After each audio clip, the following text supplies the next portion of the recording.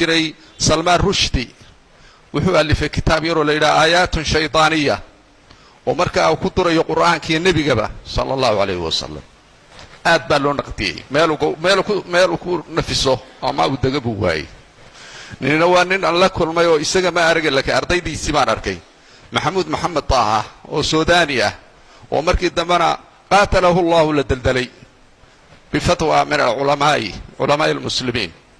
oo weliba waqtigii numayri baa la deldelay raxmatullaahi calayhi numayri ninkaas wuxuu soo saaray wuxuu yidhi aayaadka makiga ah uunbaa innagana khuseeya aayaadka madaniga shuqul kuma lihin sidaa darteed wuxuu soo daayay gabdhihii oo qaawan oo yaacaya oo wata kutaybaadkii isagu uu qoray aayaadkii madaniga o dhan meesha ka saaray akhlaaqdii xijaabkii intay dowladdii islaamka sifaadkii qofka muslimiinta yaa ayuha aladiina aamanuu oo dhan buu tuuray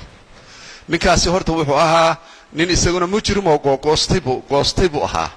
oo murxay gaalnimo ku murxay nifaaqnimo ku murxay dadka muslimiinta sheeganaya intaasaa horta kitaabka kaga bixi waxaa kaloo jira qolada soo socotoo qur'aaniyiinta ah soo ma arkaysid oo iyagu sunnaday soo galayaan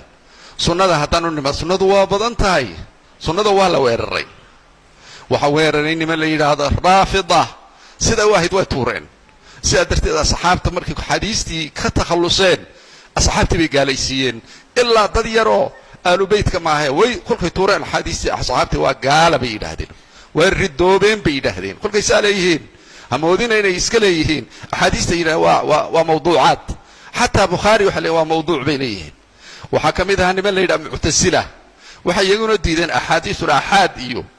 xadiiskan maxaa ku dhaha dubaabka iyo waxaasoo dhan xadiis badan bay iyaguna ay diideen waxaa kaloo ka mid ah niman la yidhaha mustashriqiin man huwa almustashriq waxaa la yidhaha man jaa ila sharqi alawsat fatacallama alislaama liyahdimahu islaamka bartay kutubay alifeen haddaan hayo oo hadda aan ka faa'iidaysano oo mucjam alfaadil xadiis baa ka mid a miftaaxa kunuusi sunna ka mid a sunnadii baa waxaad moodaaba inay naga yaqaanaan 14 kitaab meel ku ururiyeen meel waxay ku ururiyeen 9 kitaab oo idinku haddaan din wariyo caalka hayn iska dhaafa wax kale bay ururiyeen waa mustashriqiin iyo nimanka la yidhaha qur'aaniyiin iyaguna maxay sameeyeen qur'aankii bay yidhaahdeen sunnadii bay tuureen waxaa soo raacay yahuud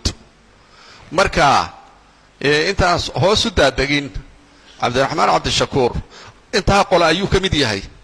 marraafidibaa aan iska ilaaline ilaa hadduu xukumka fuulo sidii axmed ibn xambal raxmatullaahi calayhi wajacala qabrahu rawdata min riyaad aljanna wuu layn culamada wuu baabi'in waa muctasili waxa weeye waa raafidi waxa weeye ma muctasili baayo wuxuu noqonayaa sidii dowladdii muctasilada axmed ibn xambal iyo culummada laysay ma mustashriq baa ku dhex dhuumanaya dadka ummadda islaamka ma qur'aani baa ma munaafiq baa bal isaga hala weydiiyo waa noolya hadda waa joogaay hadda inuu kaambey ku galo diinta islaamka inuu maaragtay ku tunto haweenka ururiyo isaga iyo haweenkuba way mudaaharaadeen qisadaasi waxa u egtay qisadii 75 dhacday maxamed siyaad barre uu sameeyey oo dad isugu keenay xukuumadiisii oo dhan qaybahay ahaayeen maalintii thulaathada markay hadal waa maqlaynay mikrofoonada maalintii khamiistana mudaaharaad baa lagu soo baxay inuu mansuukh yahay aayaadka ka sheegaya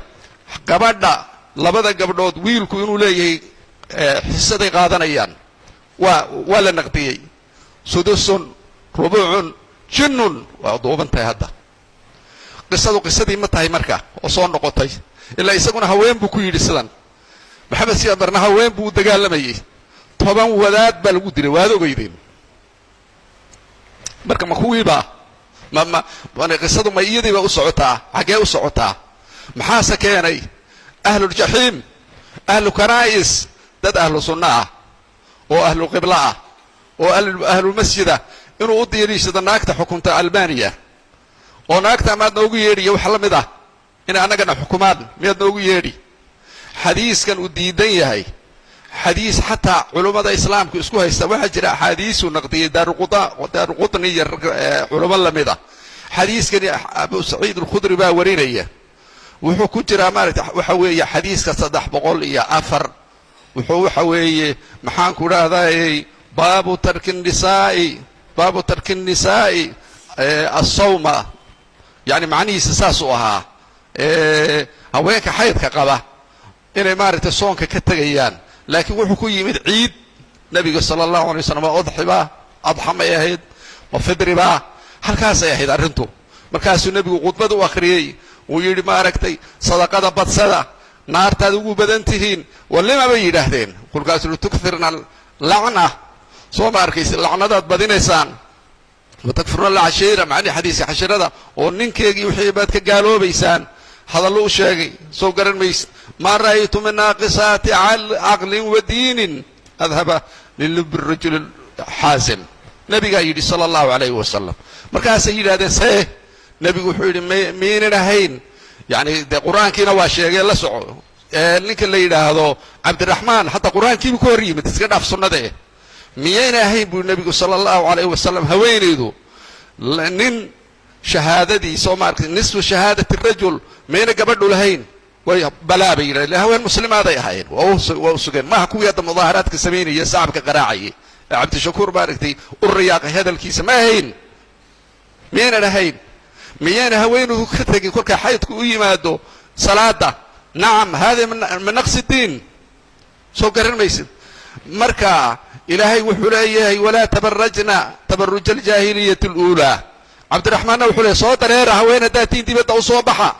waqarna fii buyuutikuna walaa tabarajna tabaruja aljaahiliyati اluulaa ilahay haweenka wuxuu ku yeedhaa xushmo waa allihii abuuray maa kalaam nabigeenna yidhi sala allahu alayh wasalam cabdiraxmaan qisooyinka waxaa meesha ka dhacay hadalka uu yidhi waxau la mid yahay ninkii maxaan ku dhahdaye aburaya nin la yidhaha maxamuud aburaya iyo si u weerara shareecada oo isna macaasir ahaa baa wuxuu yidhi abaa hurayra markuu yimaado cuntada korkeega halkaasuu ku dejiyaa xadiiska cuntaduu la fiirsan iyo casuumadaha halkaasuu ku dejiya waa weerar isna waa la naqdiyey waa laga hor yimid aburaya waxaa la ii sheegay markuu dhimashada ku dhacaysa isagoo abaa hurayre afka ku haya inuu dhintay munaafiq buu ahaa ilaahay ka goostay subxaanahu wa tacaala markuu leeyahay marka cabdiraxmaan xaadiis faalsa ah oo jeebka ay kala soo baxeen bay haweenka ku durayaan buu yidhi haadi kabiira waxa weeye waa kabiira hadalkaasi waa ridda diinta kaga bixi diinta kuma jirtee diinta ku soo noqo towbadkeen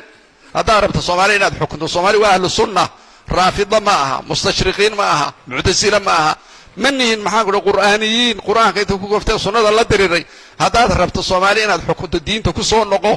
towbadkeen ninkaasoo ma arkaysid abaa hurayru saa u weeraray waa laga riday intaasoo kitaab baa yaa laga alifay waa aburaya iyo rag kale oo lamida baa jira oo mustashriqiin oo iyaguna saa samaynaya oo dagaalamaya waxa weeye marka meeshaa waxa ka dhacay waa arrin ridda ah haweenkii meesha fadhiyey raggii la fadhiyey oo meeshaa sacabka garaacayna xukunka isagu leeyahay baad leedihiin ilaahay baad ku mudaaharaadeen siday maxamed siyaad bariya dadkii la jiray ugu mudaaharaadeen ilaahay oo tobankii mashaayikhda ahaa culummada ahaa dadkii iska fidriyiinta culimmadeennii horey ahaayeen dad fiican bay ahaayeen dagaalameen dhiiggooga u horeen dhiiggoogii baa ilaahay subxaanahu wa tacaala shuuciyadiina ku burburiyey maalintaasa waxay noo bilaabantay fitna maalintaasa waxaa bilaabantay in furfur iyo kala teg baa bilaabmay waxaan ugu yeedhayaa marka kuwii meesha fadhiyey iyo cabdiraxmaan iyo dhammaan waxaan u sheegayaa oo kale siyaasiyiinta raba inay soomaaliya xukumaan ninka noogu yimaada diinka islaamka burbur baa dhacay wax kastoo soomaali waa weyday waxaan u haystay waxaa noo hadhay diinkii intaasaan haysanaa waxaa raasamaala oo nagu soo hadhay dowladdii waa la baabi'iyey badihii waa la baabi'iyey akhlaaqdii wax badan baa baaba'ay dadkii waa qaxeen dadkii inbaa gaalowday waan dulliyownay dhulkaa lanagu jiiday masalada maaragtay caqiidada islaamka oo weliba ta ahlu sunna waljamaaca intaasaa nagaga soo hadhay arrintaa qofka noogu yimaado oo siyaasiya ama shacaba ama nasraani oo dibadda ka yimaada maxaad ka qabtaan in la diriirno waa gubaysaan soo maaha ninkii noogu yimaada diinta islaamka oo aabbayaal aan ka dhaxallay waa la diriraynaa raalli kama nihin mana na qabato waliba nin raadinaya kaambay ka dhiganaya diinta islaamka oo diinta islaamka la diriraya ninkaasi nin diin liyahaysa maaha waa maqlaysa hadalkiisa wuxuu ku hadlayay nin diinta garanaya weeye wuxuu ku hadlayay midda kale annagu goorman haweenkan liidnay goorma haweenka liidnay goorma haweenka waa karaamaynaa haweenka waxaan idhaa istura haweenka waxaan idhaa ka soo baxa mansiladii caaisha waxay tidhi umirnaa an nunzila annaasa manaasilahum annagu meeshoodaan dejinnaa haweeneyda intay surwaal soo qaadato wasiirad noqota oo diinteeda islaaxda maya waxaanad ogaataan xadiisu dubaab waa laga hor yimid oo waa la tuuray xadiiskii hadda uu akhriyay khatiibku lan yuflixa qowmun wallow amrahum imra'a iyagana haweenkeenna inbaa diidan oo ka hor timid axaadiista sixirka nebiga ku soo aroortay inbaa diidan ma yara dadka la dagaalamaya sunnada waxaa laynaga baahan yahay sunnadana inaad barataan diinka islaamkana difaacdaan nabiyullaahi maxamedna aad barbar joogsataan sala allahu calaa muxamedin waala alihi wasaxbihi wasalam